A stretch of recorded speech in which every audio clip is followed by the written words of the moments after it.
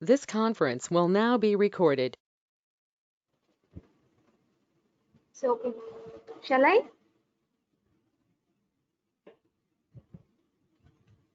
Just a minute. Okay. Very small class. It will not take more than 40 minutes. So we'll continue with the class. Rest of the people, you also join early because only 95 members are there. Starting the class. So today's topic is on acute glomerulonephritis. Not exactly this. To the topic is post-streptococcal glomerulonephritis. But one must know what is a glomerulonephritis. What could be the causes of this? One of the entities post-streptococcal glomerulonephritis, that is glomerulonephritis caused by the streptococcal infection. The same class that we were discussed in the last thing is acute rheumatic fever, the same organism, but the strains are different and the presentation here is glomerulonephritis. And one more thing, there we get the picture of rheumatic fever, that is also like immune complex deposition and all those things. Here also the same thing, immunological mediated injury, but the injury is to kidneys, not to the heart. So the common entity is like in the last class, in this class is the same thing, that is group beta hemolytic streptococcal. So going to the proper topic of post-streptococcal glomerulonephritis, we will discuss. In the name itself, it is indicating that it is an acute condition. So the onset will be sudden. For any acute thing, it will not take much time like days or months or weeks together. Just an abrupt presentation of this disease.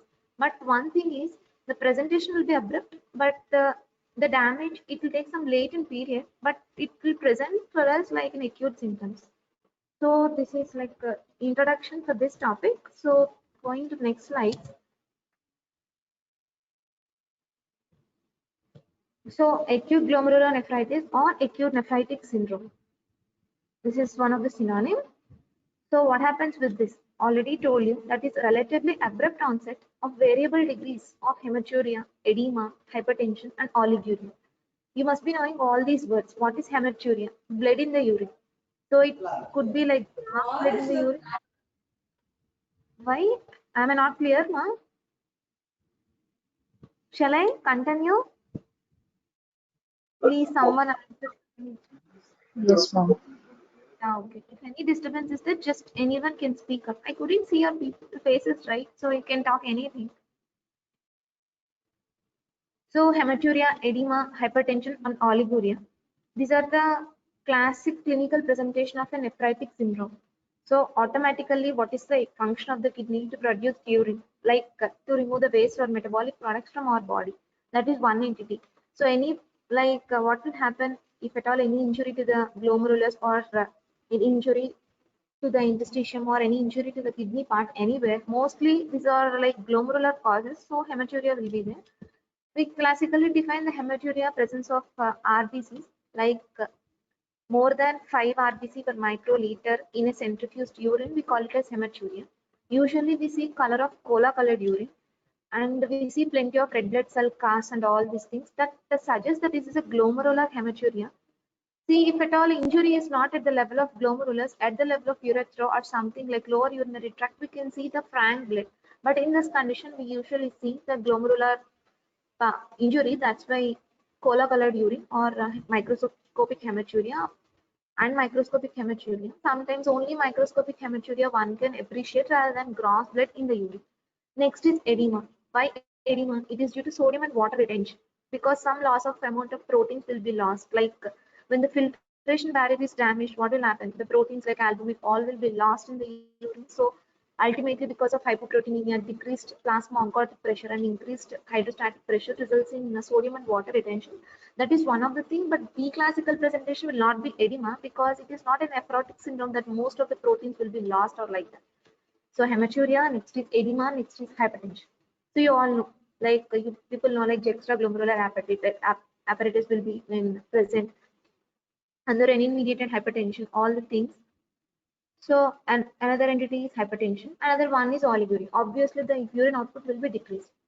So when a relatively abrupt onset of variable degrees, we cannot say for every scenario all these should be in this amount or that proportion. So variable. The presentation could be anything with hematuria, edema, hypertension, and oliguria, along with diminished GFR, that is glomerular filtration rate, salt and fluid retention, and circulatory condition. So We already discussed what is the culprit. Usually, mostly it is by beta hemolytic streptococcal infections. Acute glomerulonephritis occurring after this infection is common. So our topic for today is post-streptococcal glomerulonephritis. I already told this a bit brief introduction for glomerulonephritis. So etiology. First of all, for any acute glomerulonephritis or a nephritic syndrome, etiology could be varied reasons. It could be infections, it could be systemic vasculitis, it could be immunological diseases, it could be like IgA nephropathies and all these things. So I want to briefly tell you what could be the etiological causes, and we'll discuss the topic proper. So coming to the infectious part, so many infections like streptococci, staphylococci, pneumococci, meningococci, Treponema pallidum, Salmonella typhi, leptospirosis, Plasmodium malaria, falciparum, Toxoplasma filariasis, hepatitis B and C, cytomegalovirus, parvovirus, Epstein-Barr virus, Coxsackie virus, and ecovirus. And infection of shuns, processes, and bacterial endocarditis can also cause this glomerulonephritis. Another entities are like systemic vasculitis like HS purpura, microscopic polyarteritis, granulomatosis polyangiitis, and others like IgA nephropathy, membranoproliferative glomerulonephritis, hereditary nephropathy, and systemic lupus erythematosus. Just for introductions, I take at all these things. Actually, these are like individual topics for you people. In the next coming classes, you will be acknowledged with all these things, but you must know anything could be the etiology for this glomerulonephritis.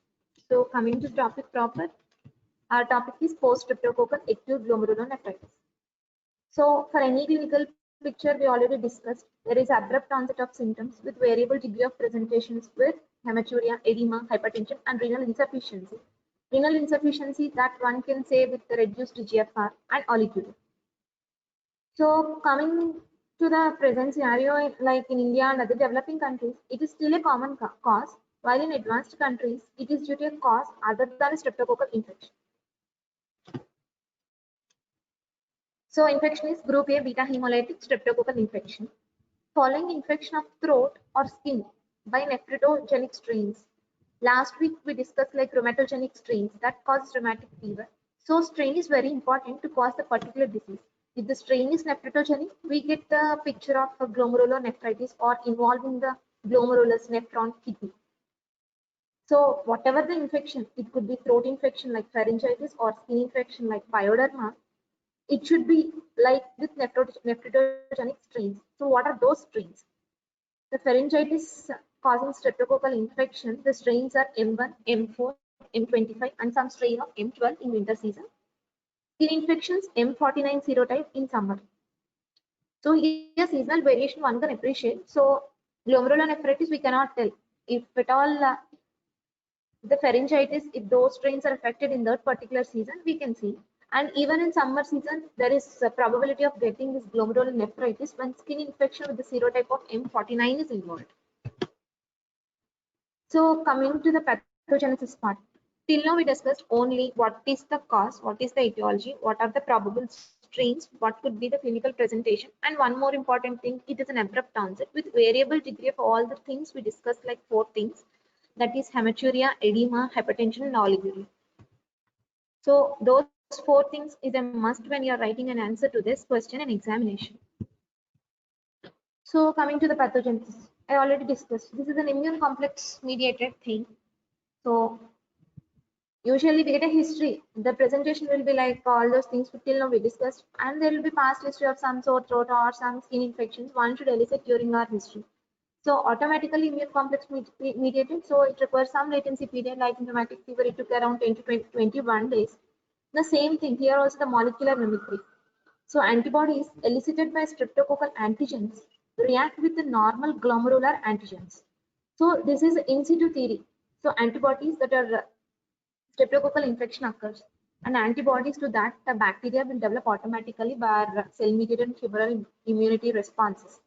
But what happens is that antibodies, the same like the streptococcal antigens, like mimicry will be there with the normal glomerular antigens. So along with the antibodies, what happens along with the streptococcal antigen, it usually reacts with the normal glomerular antigens that are present in your body. So what happens is there will be an immune complex formation. So that immune complexes are formed and results in the deposition in the glomerulus. That's what's happening here. So another one more thing is like the activation of the complement system can occur. See, there are three things like alternative and classical complement pathway to remove the organisms from the body, right? So when the complement activation by directly deposited streptococcal antigens occur, what will happen is serum C3 levels will be decreased. So next is this streptococcal pyogenic exotoxin B and nephritis associated streptococcal plasmin receptor identified in glomerular affected patients. So when they did all the biopsy and all those things, one is the molecular theory, that is molecular mimicry, that is accepted theory. Along with this, and also they found that streptococcal exotoxins and nephritis associated streptococcal plasmin receptors in the glomeruli of affected patients.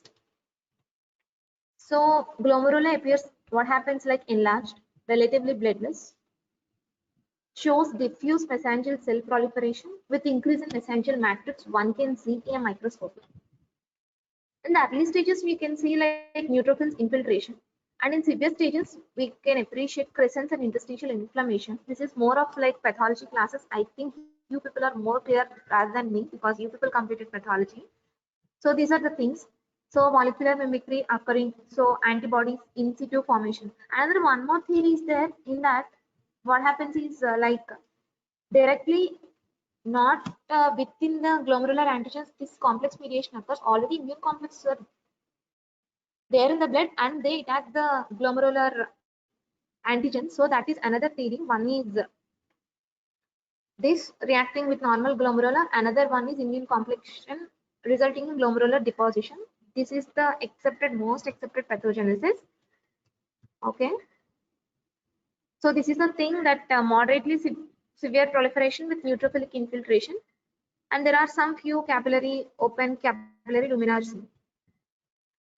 So next is immunofluorescence.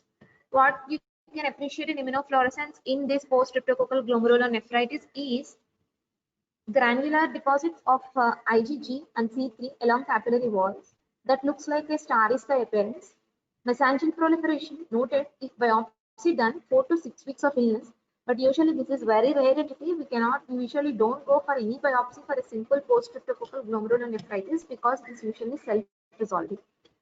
And another pattern you can see is like garland pattern of deposits where confluent deposits along capillary loops sparing subendothelial and mesangial locations can be seen.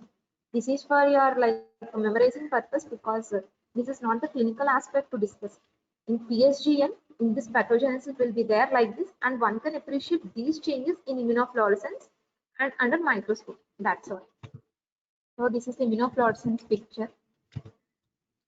So same, the fine granular deposition of IgG along the capillary wall giving rise to starry sky appearance, and dense confluent deposition along with the capillary loops pairing the mesangium in a garland pattern.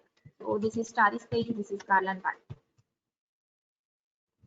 This electron microscopy showing a subendothelial electron dense deposits. These are all more like pathology. So most important thing is clinical manifestations. Before going to clinical manifestations, one should know like what is the common age group, what is the epidemiology, all those things in where all these occur. So that is very important. So coming to that part, the most common age group is 5 to 12 years of age group. The same thing, because that is at that time the children will expose to numerous infections outside and all those things.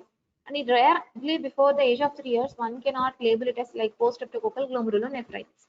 And one more thing, like it is more common in like poor socioeconomic status, overcrowding, where sanitation is poor, and it is already we discussed. It is more in like developing countries. So coming to the age of presentation, one should remember it is like a preschool for school-going children of 5 to 12 years of age. It is a rare entity before the age of 3 years. So coming to the nephritic syndrome, usually it takes a period of latency of 1 to 2 weeks after streptococcal pharyngitis and 3 to 6 weeks after streptococcal pyoderma. We already discussed the strains that causes pharyngitis resulting in nephritic syndrome and the skin infections that causing nephritic syndrome. So the latency period is around 3 to 6 weeks for a skin infection and 1 to 2 weeks for a throat infection. So coming to severity of kidney involvement, from asymptomatic microscopic hematuria with normal renal function to gross hematuria with acute renal failure. So one cannot tell what could be the severity, but at the maximum it is self-resolving. But the devastating complications can also see that only simple microscopic hematuria can be there with normal renal parameters to like gross hematuria with acute renal failure. So coming to the renal involvement. So what will happen? I already discussed like decreased GFR, oliguria, that will happen. And one more thing, the complications like hypertension because of the renal involvement. It could be like pre-renal failure or acute renal failure. So hypertension, when hypertension is not controllable, what will happen? Hypertension will involve every organs like cardiovascular, brain and all those things. In usually children, we see the picture of encephalopathy because of the raised blood pressure levels. What will happen is like raised intracranial pressure, cerebral edema, so leading to encephalopathy. So in encephalopathy, what picture you can see is like in right. So cerebral parenchyma is involved. So automatically what will happen? The child will have altered mental status because of the rise in the cranial pressure and all those things. What will happen? The seizure threshold will be decreased. So the child will throw seizures and the child will have mental confusion, headache and all those things. Next is hypervolemia. So hypervolemia because of the fluid overload. What? Because urine output is decreased, automatically the load will be increased. So hyperolemia. When once overload, the cardiac overload is there, what will happen? Like it leads into congestive cardiac failure.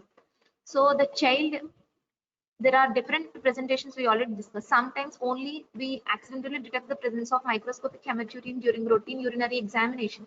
That is one entity.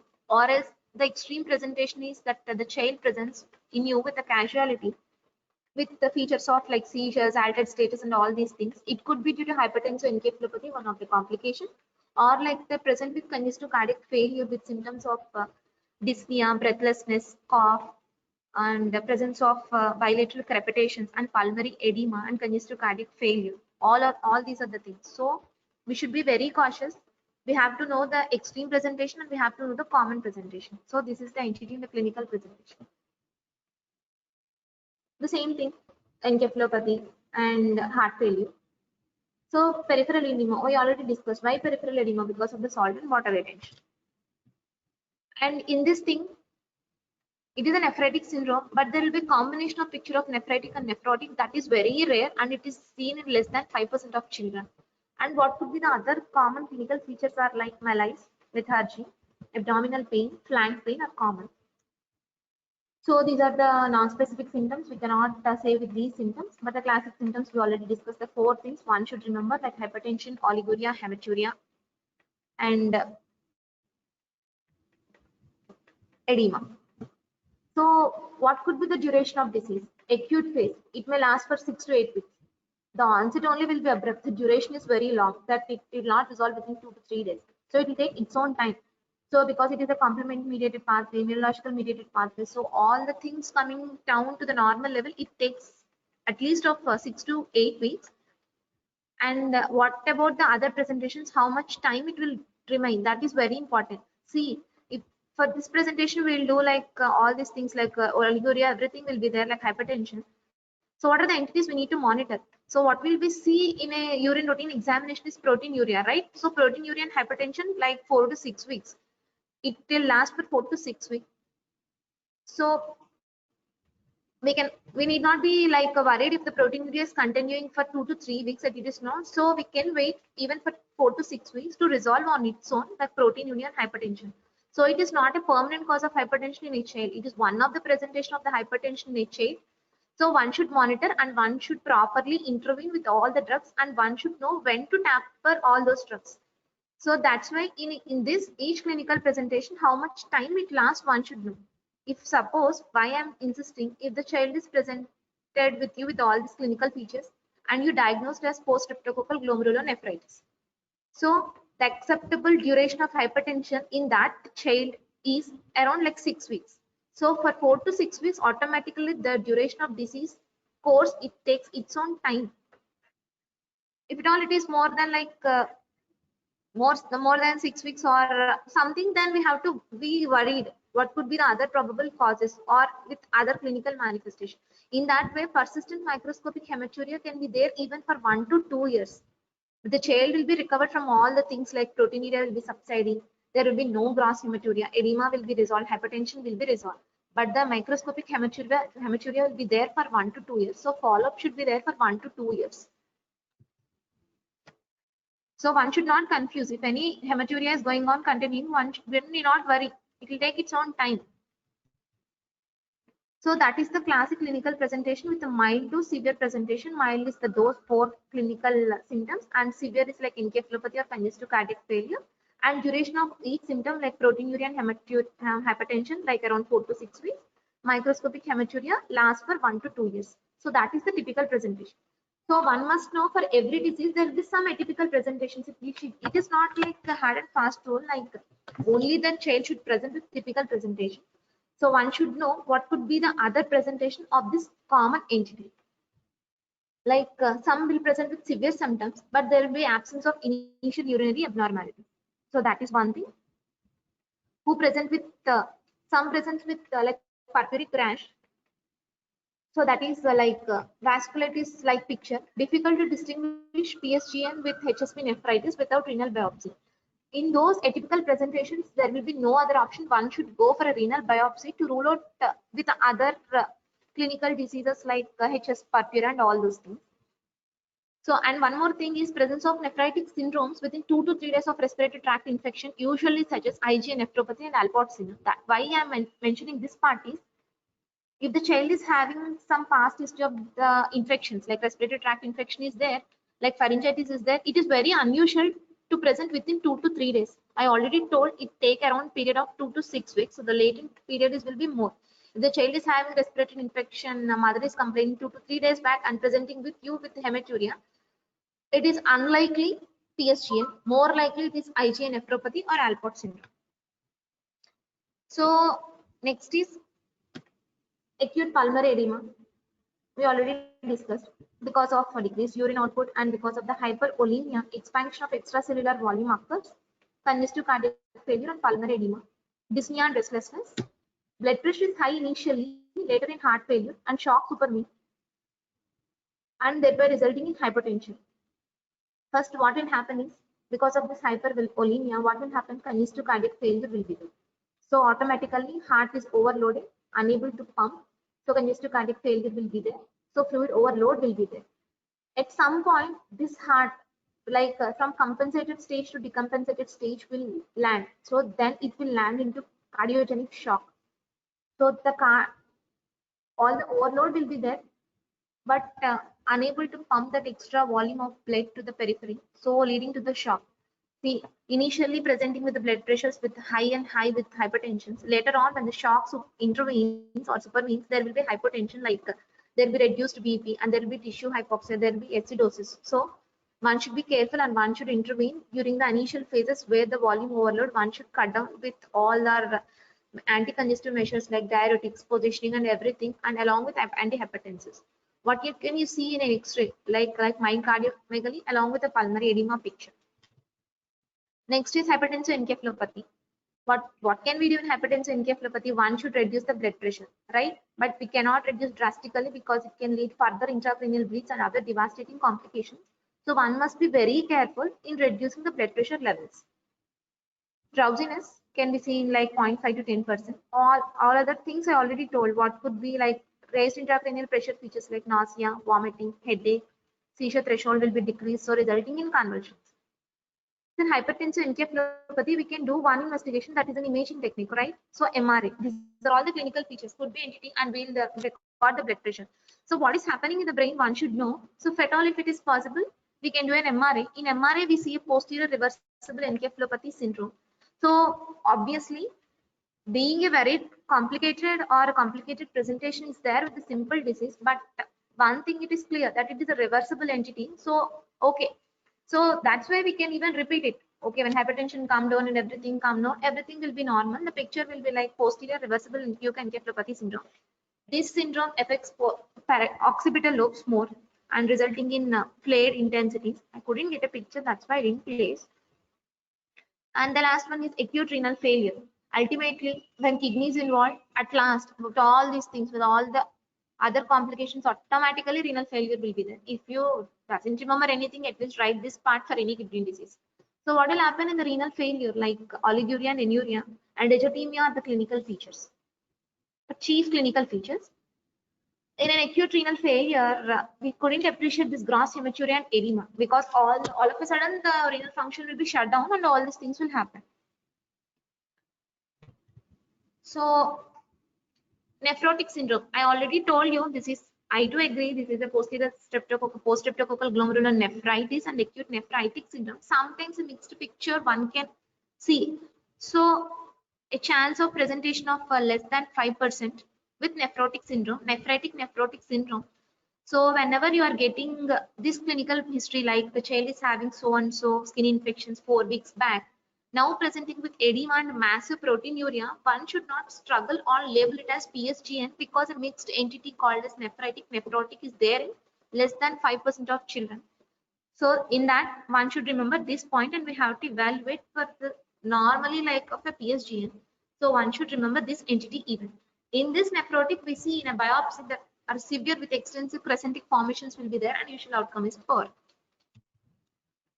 So how will we diagnose? Till now we discussed clinical features. What could be the clinical manifestations? What could be the age group? What is the common presentation mode? And what are the atypical presentations? What are the atypical manifestations? And some points relevance to investigations and treatment. This is like only clinical things. Coming to the diagnosis, for any disease, one should diagnose, right? So diagnosis should be there for anything. So basic with renal. So to remember easily, one should do a urine routine. See, if a child presents with you with hematuria, what will you do other than urine routine in the initial part of your investigation thing? So you will do your routine and microscopy. So findings, what will you see? I already told the glomerular hematuria. What will you see? Red blood cells you can see. Red blood cell cast you can see. And sometimes leukocytes and some amount of proteinuria also you can see. Next is complete blood picture. You can see anemia because of that overload. What will you see like hemodilution? Usually normocytic normochromic anemia you appreciate. And next is already discussed what happens is complement pathway is activated, so serum C3 levels will be low. So whenever you are having a suspicion, send a complement levels of C3 and CH50. C3 is classical complement pathway, CH50 is alternate complement pathway. Both will be reduced, but serum C3 levels are more more diagnostic for us rather than complement pathways. Next is throat culture. Yes, or because it is a substantiating evidence. If it is positive, we can be more confident enough that it could be like posterior streptococcal glomerular nephritis, but it is not the definitive. This is the supportive diagnosis, or sometimes it may represent the carrier state. So next is antibody titer to streptococcal antigen. So same thing, immunological theory till now we discussed. So antibodies, what are the antibodies that produces against streptococcal antigen? The same old things like acute rheumatic fever, that is anti-streptolysin O titer, anti-DNase B, and streptozyme screen. See, every time, not one single investigation will never be helpful. So all these three we should do. And out of this, anti-DNase B will be more reliable and best for cutaneous streptococcal infection. So measuring multiple antibodies, we can be more sensitive. And the next thing is chest X-ray. If the child presented with you with the features of congestive cardiac failure and overload, one can definitely get a chest X-ray to see the features of pulmonary edema. And another one more thing, if the child presents with you with the hypertensive encephalopathy, one have to do MRI. I already discussed with like a posterior reversible encephalopathy syndrome in parieto-occipital area. So next is the levels of blood urea and creatinine are elevated. So renal function test one should do because it is a renal injury, right? So what happened in acute renal failure? Automatically hyponatremia will be there because of that overload, congestive cardiac failure and all these things, and hyperkalemia and acidosis is the common presentation. If at all the glomerular nephritis sometimes immune mediated and sometimes there will be overlapping picture can be seen. So thrombocytopenia, what are the conditions that you can see? Thrombocytopenia is SLE or hemolytic uremic syndrome. These are all the investigations to the key. One should do urine routine, one should do CBC, one should do serum C3 and CH50, throat culture, antibody titers, X-rays, MRI, RFPs, electrolytes. And one more thing is this to differentiate with other entities of nephritis, the C3 levels, which will be returning to the normal within 6 to 8 weeks after onset. This is the classical thing. So C3 levels, when they are persistently depressing, one should be careful to diagnose the other alternatives.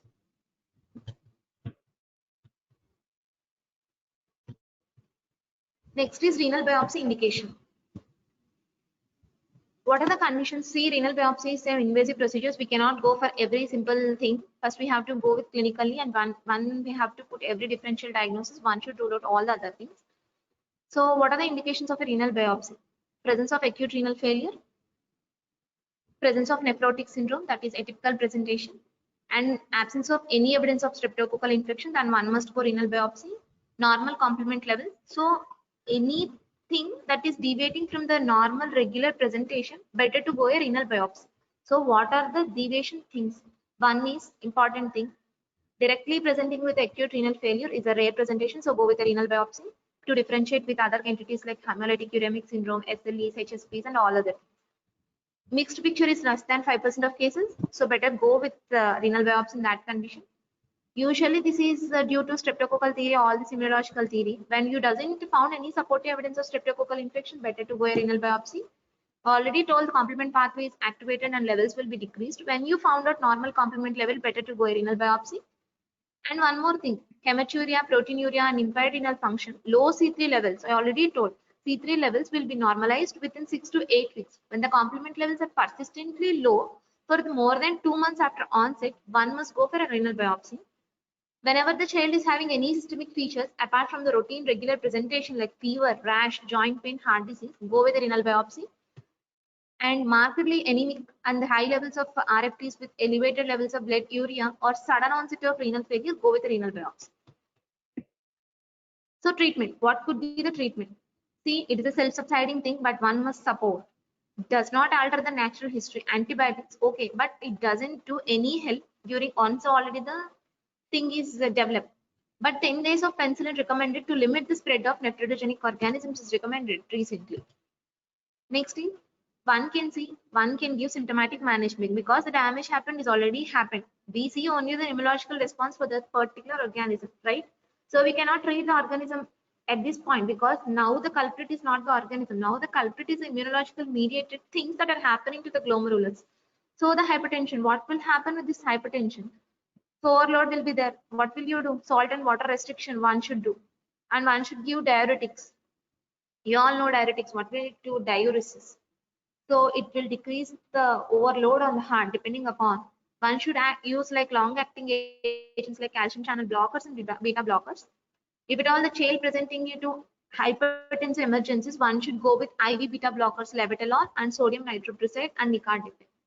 So this is just, you should know some information what could be the drugs that can be used in hypertension, and you are more clear in pharmacology. No need to mug up all those doses, just you write it down the names. That's all. That is more than enough. So hypertension, when hypertension is there, it could be like two entities, like one is congestive cardiac failure, the above things we are doing for all those things, and another presentation is encephalopathy. Encephalopathy causing all these things. First of all, we have to do like benzodiazepines for controlling acutely the seizures and controlling correct the precipitating cause.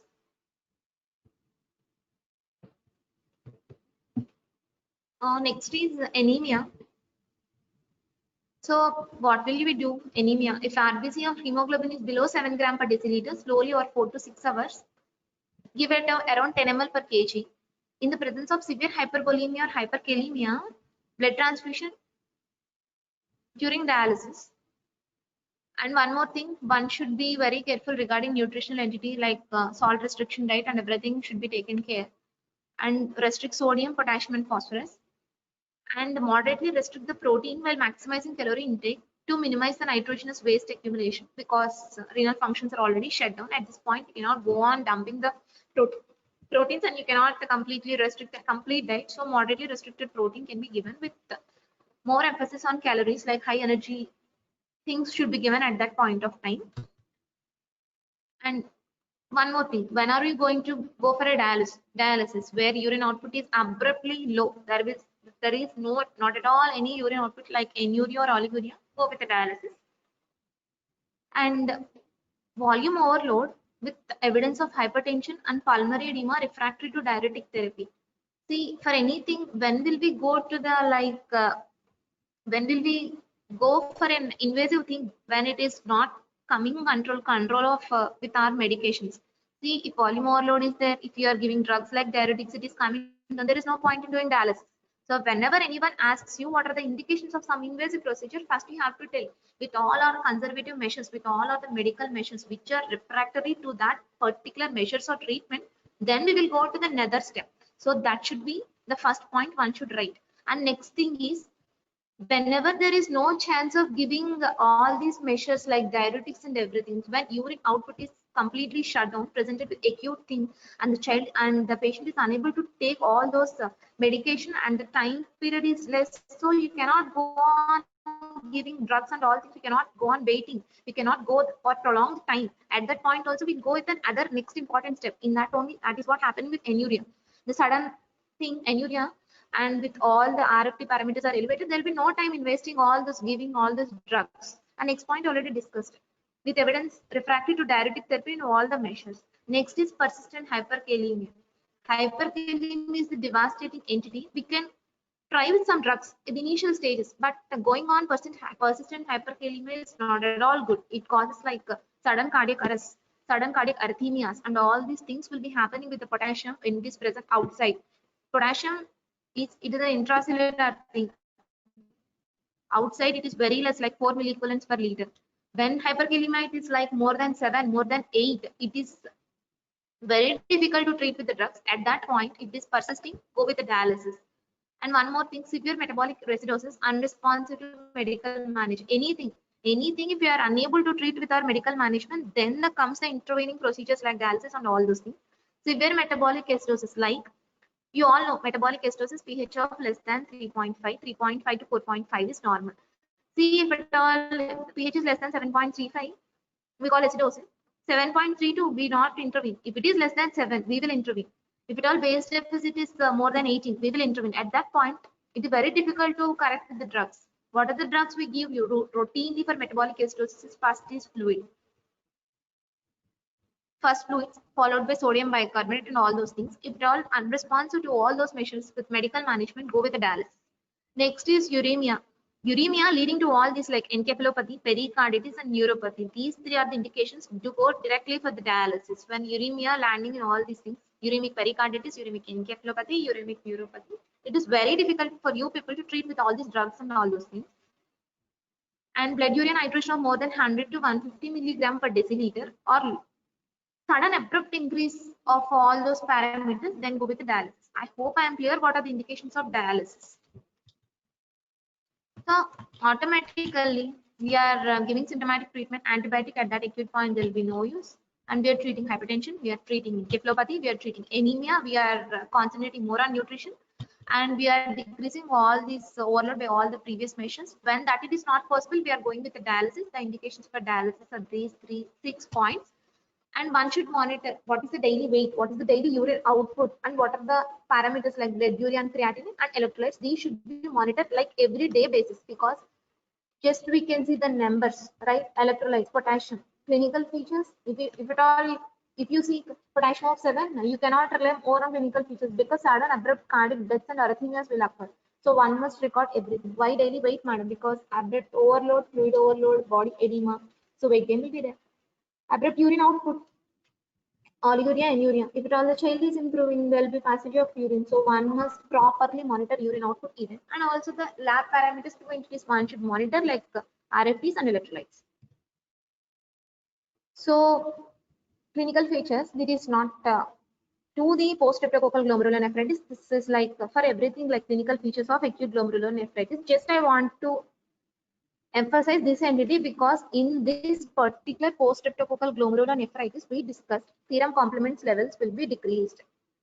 See here, systemic causes and renal causes. We discussed this part where serum complement levels are decreased, renal diseases.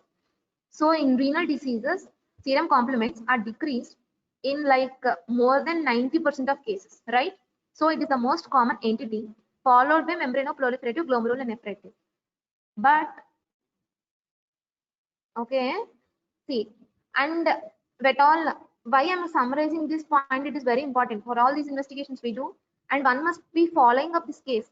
See what happens is this, then serum complements are decreased, presented with variable degrees of clinical presentation till now we discussed, and we have to do all these three titers like ASO, anti-NASB, streptozine test. Then followed by complement levels. So already discussed, right? Their point comes when it is decreasing or becoming normal by 6 to 8 weeks, then it is for sure it is acute post-streptococcal glomerulonephritis. This is the common entity.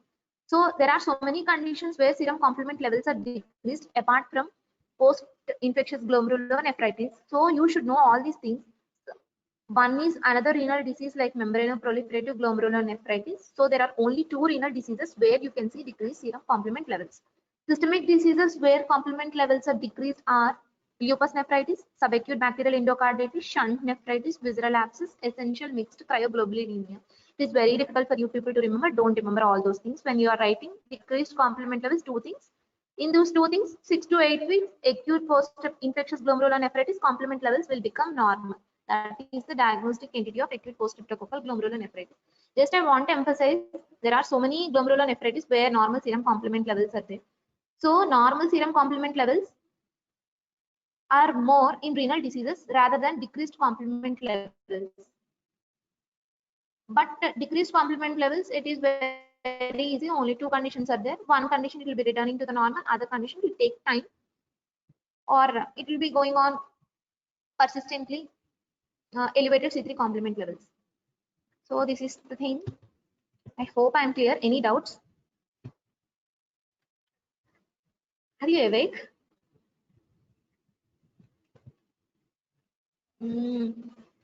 Please, anyone speak up. Just are you clear or any doubts are there? Am I fast? Just you, or else I cannot improve myself right for the next classes.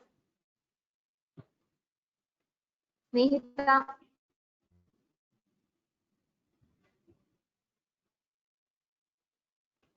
Snehita. Someone, any doubts? Am I? Please tell me. No, ma'am. Any doubts? Anjali. Madhuri. No doubts, ma'am. Am I clear? Am I going a bit Yeah. fast? Because No, ma'am. shall I It's slow it? clear, ma'am. Okay, fine. There is no, I mean, if at all I'm going fast, if you tell me, I'll like the next classes, subsequent classes, I'll try to reduce my fast, I mean, speed.